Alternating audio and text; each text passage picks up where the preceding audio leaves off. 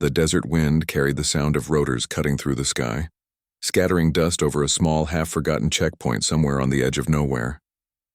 The sun burned high, reflecting off the steel helmets and rifles of men who had learned to hide their fear behind discipline.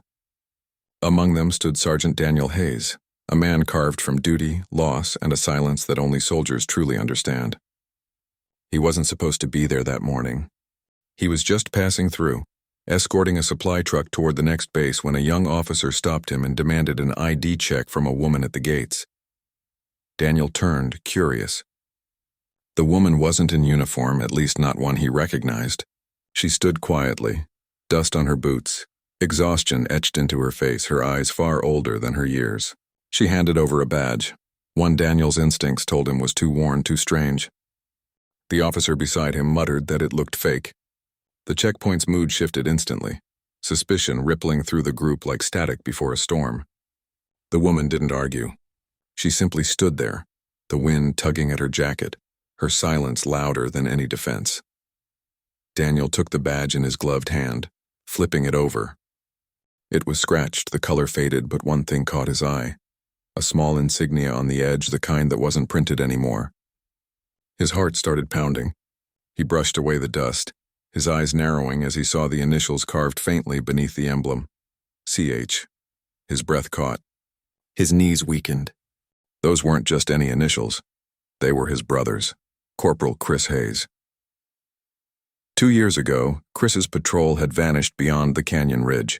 No bodies, no remains, just a wrecked transport and reports marked classified. Daniel had worn that loss like armor, burying his pain under orders and missions.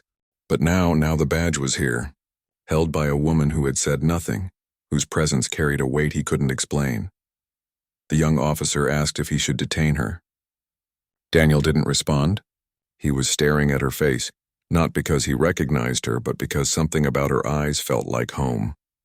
She finally spoke, her voice soft but steady. She said she was on assignment, finishing something that had begun 2 years ago, something that had cost the lives of her entire unit. When she said the name of her team, Daniel's world froze again. Chris's name was on that list. He asked her where she'd found the badge. She said she hadn't found it. She'd earned it. His brother had given it to her before his final mission, before he went back to save her life. She said she kept it ever since, carrying it through the fire, through missions so dark no one ever spoke of them again. Daniel's heart shattered in silence.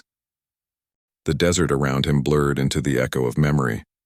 His brother laughing, promising he'd be home for Thanksgiving, calling him Danny Boy one last time.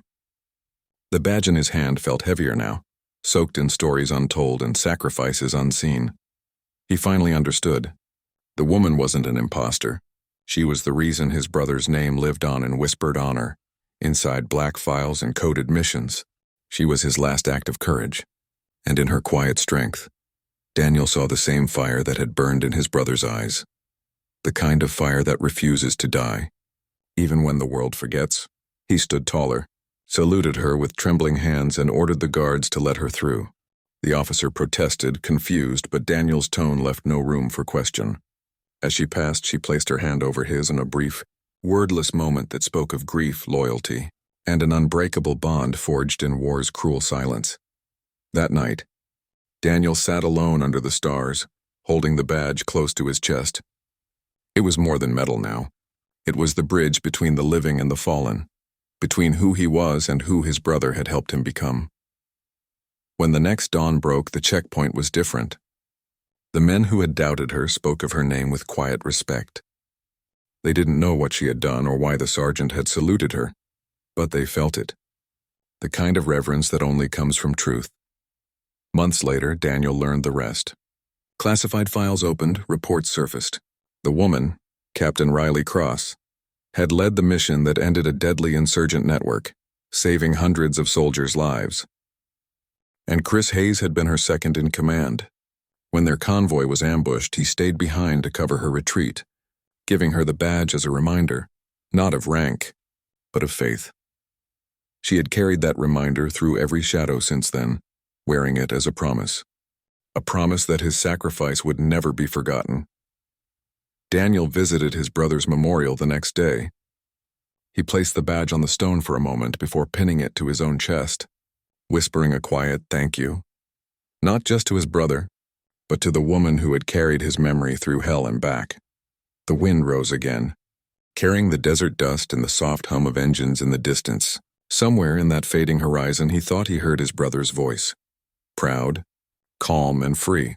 If this story touched your heart, please don't forget to like, share, and subscribe to Legends of History.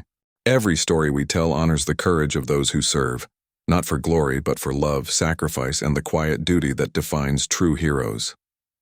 A special request to comment. Tell us in the comments, who's the one person you'd salute if you could, living or gone? Your words keep their memory alive.